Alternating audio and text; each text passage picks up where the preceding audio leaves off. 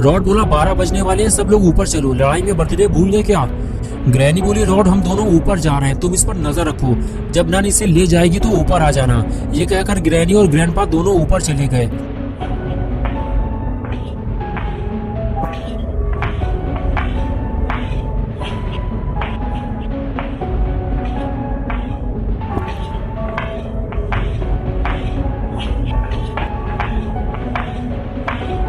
Granny और grandpa जैसे ही ऊपर वाले रूम में पहुंचे, दोनों का दिमाग खराब हो गया।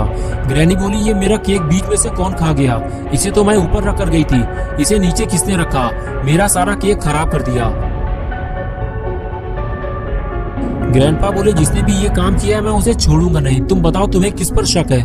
ग्रैनी बोली इन्हीं चारों में से किसी का काम होगा ये। ग्रैनी और ग्रैंडपा बातें कर ही रहे थे कि तभी तीनों लोग ऊपर आ गए।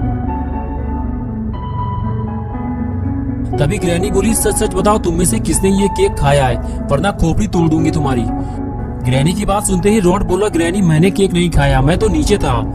तभी जेसन ने अपना हाथ ऊपर उठाते हुए कहा मैं जानता हूँ उसे, अगर ग्रैंडपा इजाजत दे तो मैं बता सकता हूँ उसका नाम। तभी ग्रैंडपा बोले बताओ जेसन कौन है वो? और तभी जेसन ने खूनी पिग की तरफ इशारा करते हुए कहा ये है वो पापी पिग।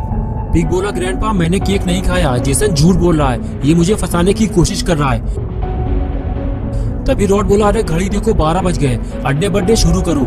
और फिर रॉड ने केक उठाकर मेज पर रख दिया और बाकी सारे लोग ग्रैनी को घेर बटोर कर खड़े हो गए और शुरू हो गई बर्थडे पार्टी।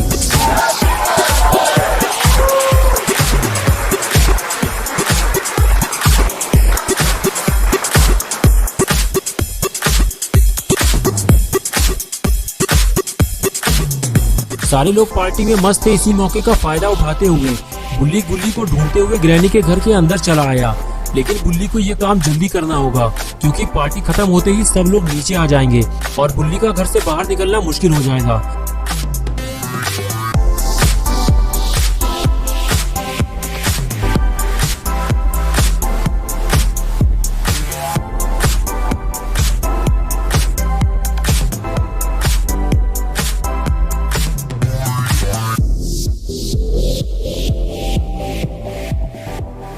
ऊपर आने के बाद जब बुल्ली रूम में झांकता है तो उसे सामने रॉड खड़ा हुआ दिखाई देता है, लेकिन रॉड किसी और तरफ देख रहा होता है। बुल्ली को समझ में नहीं आता कि रॉड को कैसे बुलाएं।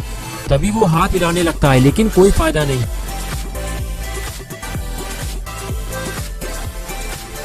लेकिन कुछ देर बाद रॉड बुल्ली को देख लेता है। बुल्ली रॉड को पास आने का इशारा करता है और रॉड बुल्ली के पास जाने लगता है।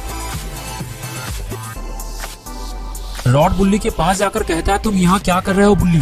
अभी थोड़ी देर पहले गुल्ली और शॉन पकड़े गए हैं। बुल्ली कहता है क्या गुल्ली पकड़ गया और तुमने उसकी कोई मदद भी नहीं की? तभी रॉड कहता है बुल्ली नीचे चलो, हम यहाँ बात नहीं कर सकते, खूनी पिग मुझे देख रहा है। ये कहकर दोनों नीचे चले गए, लेकिन खूनी पिग का ध्यान लगा हुआ है कि रॉड किससे बातें कर रहा है और वो फौरन रूम के बाहर निकल कर देखता है।